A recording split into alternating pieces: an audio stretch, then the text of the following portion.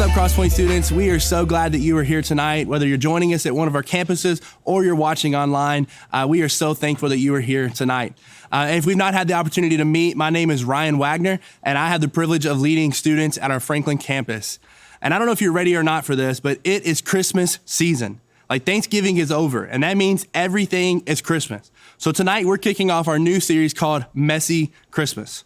And Christmas is an exciting time of year. Like, you got Christmas trees and all the decorations, and there's Christmas movies and music, and there's so many other Christmas traditions. But I feel like I need to confess something to you, and I hope you're okay with it. I am not the biggest fan of Christmas music. I know it's probably an unpopular opinion. Like, I love Christmas, don't get me wrong, but I can't stand listening to Christmas music. I think my problem with Christmas music is that it's filled with these weird and strange words that we use and we don't really understand them. And we never use them any other time than Christmas. Like, think about it. Like, we sing songs about glad tidings. Like, nobody ever says that. Like, nobody in July meets someone who's like, hey, glad tidings. That would just be weird. And then we sing songs about Yuletide logs or bring me figgy pudding. Like, what does that even mean? Like, a partridge in a pear tree, boughs of holly. And I just hear all these songs and I'm like, what does that even mean? And then there's probably my least favorite Christmas song of all time, and it's called Mary Did You Know? Like, you've probably heard it. Pentatonic's like, Mary Did You Know? Right? You guys get it, right? I'll sing another time. But this song just bothers me. Like, I don't understand it. Like, we sing this whole song and it goes on forever and ever and ever, but truly, the Bible actually tells us that Mary did know, and we're gonna read about it here in just a little bit. Like, with all that being said, you're probably like, Ryan, you're really passionate about this anti-Christmas thing. But let me just say this, with all that being said, like, Christmas is a really exciting time of year. It's a special time of year. It's filled with lots of joy, and it can be a wonderful time. But it also can be a tough time because our reality doesn't match the happy and sappy Christmas movies that we all watch on Hallmark and all the different shows. To be honest, Christmas for me can be a tough season because I come from a split family. I have 6 different family Christmas parties in 2 days. And at most of those parties, I have family members that refuse to be in the same room with another relative. Maybe you can relate. Or maybe for you, Christmas is hard because you're facing the fact that money is tight and presents may not happen. Or you're reminded that someone who isn't there to celebrate with you this year. Or you're facing the fact that you're gonna go 2 weeks without seeing your friend and maybe you're not gonna be able to hang out. Or you're just so tired of seeing these picture perfect families everywhere, but you're aware that your family is not that way. See, sometimes I feel like all this leaves us asking, is it even possible for us to experience joy, hope, and peace when Christmas seems so messy? And today we're gonna walk through the story that started Christmas. We're going all the way back to Mary. And throughout history, Mary has often been portrayed as someone who has this glamorous, Instagram-worthy story. Like, the paintings we see of her show her with this perfect lighting, a warm glow around her, and a perfect smile. But her story was less than Instagram worthy. It was more like the Be Real version where your friend made sure she looked good, but she didn't give you a heads up and she kind of did you wrong. Like, Mary's story was a real person and she's going through a situation that had some major expectations associated with it. The expectations were so intense that an actual angel was the one who told Mary all about what was going to happen. In fact, here's what the angel said in Luke 1. It says, verse 30, it says, the angel said to her, do not be afraid, Mary.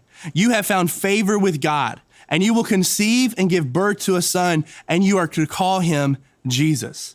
See, the angel told this really cool story of how Mary's baby would be the son of God, and he would sit on the throne. And the angel also told Mary that you have found favor with God, which had to be so encouraging.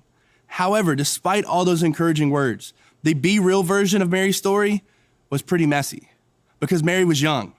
Like, she wasn't this 30-year-old woman who had all the podcasts about how to have a baby or had this Pinterest board that was full of the perfect nursery.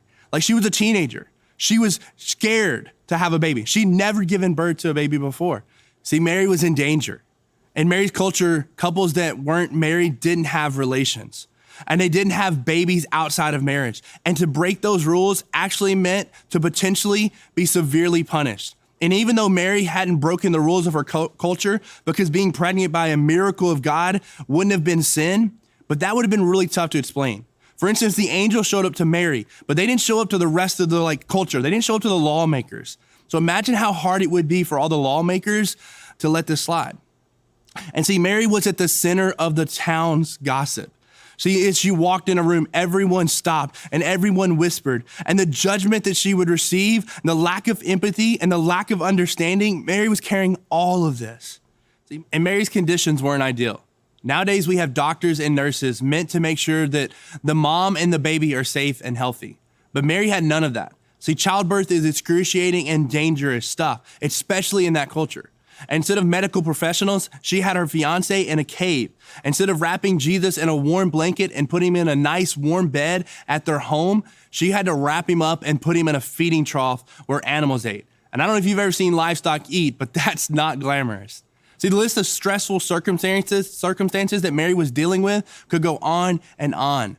But the point is that the peaceful manger scene that we often see is not the most accurate. It's the only part of the picture. So if Christmas doesn't seem like it's living up to the commercialized Christmas, then Mary's story can be very relatable for you and I. And what do we do when it seems to be like a lot more chaotic than it should? See, in the middle of Mary's messy, scary, and uncertain situation, something else was happening not far away, with some shepherds in an open field, as they were keeping watch over the flock of sheep at night.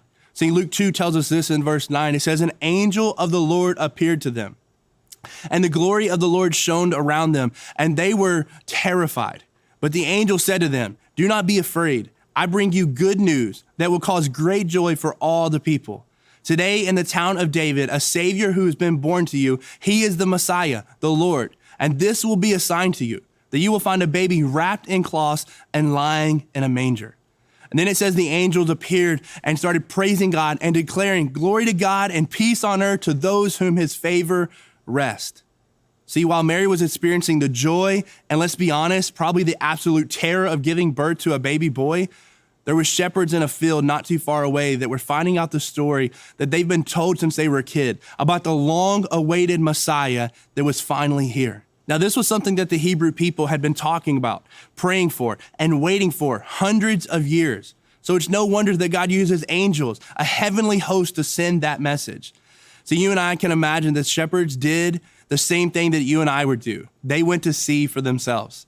And they found Mary and Joseph and the baby in a manger, and they shared everything that the angels told them concerning baby Jesus. So now think back to Mary and put yourself in her shoes.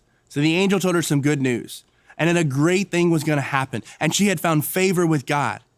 But then she received judgmental looks, and then she was a center of the town gossip, and then that no one understood her, and she had to have faced the fear of her fiance leaving her.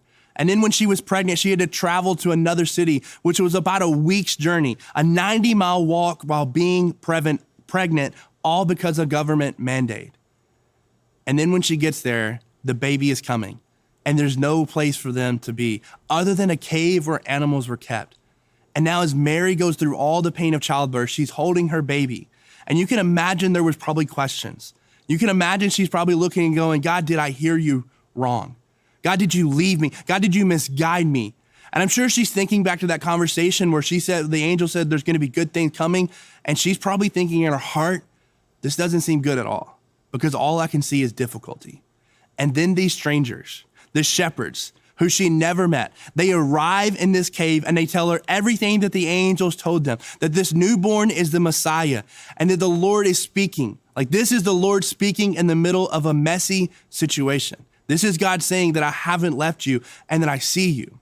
It's almost like the appearance was confirmation that despite a situation not living up to expectations, that God was still there, present in the details. It proved that God was present with them. And if you hear anything tonight, hear this, that you're not alone when life gets messy.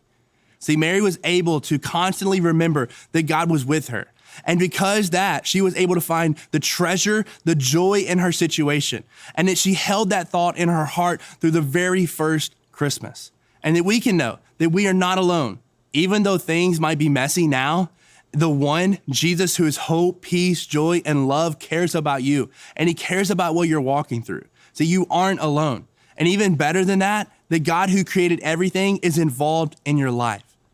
See, God is with us too. And even if we learn from Mary's experience, we can know that regardless of what happens in our lives, we can choose joy. We can celebrate the fact that God is with us. And there's so many areas of our lives that can get messy. And we might even realize that even in this Christmas season, that we are not alone. Even if the expectations aren't met, even in difficult circumstances, you can remember that you are not alone, that God is with you. And even if you can't see it right now, you can rest in the promise that he is working even if you can't see it, that you are not alone when life gets messy. Another thing I think is important to note here is that you don't have to do life alone. See, if you're living an isolated life, then you're missing out on how God has designed us to live. See, we were designed to live in a community. You and I, if you're in a storm and you feel alone, can I tell you, you don't have to be. You can invite other people there and understand that God is always with you, but also realize that you have other people beside you. And this is one reason why we do small groups, because you weren't meant to do life alone. We all need others. We need a place where we can be real. We need a place where we can be encouraged by others. And when life gets messy, we need others to walk alongside us. So if you feel alone, if you feel isolated, invite somebody in. I think another neat thing tonight is we get the opportunity to be like the shepherds. See, the shepherds came and celebrated and encouraged Mary as God sent them to testify about Jesus. And tonight we get to celebrate people who, much like Mary, have chosen to follow Jesus, and they have surrendered their life to trust in him, and they have chose to be baptized. And tonight we get to celebrate their decision and be an encouraging person in their story. So at every one of our campuses, we're going to see or hear about someone who has decided to publicly declare that they are following Jesus. And let's all celebrate and let's worship God for what he is doing in the lives in our church and in our world.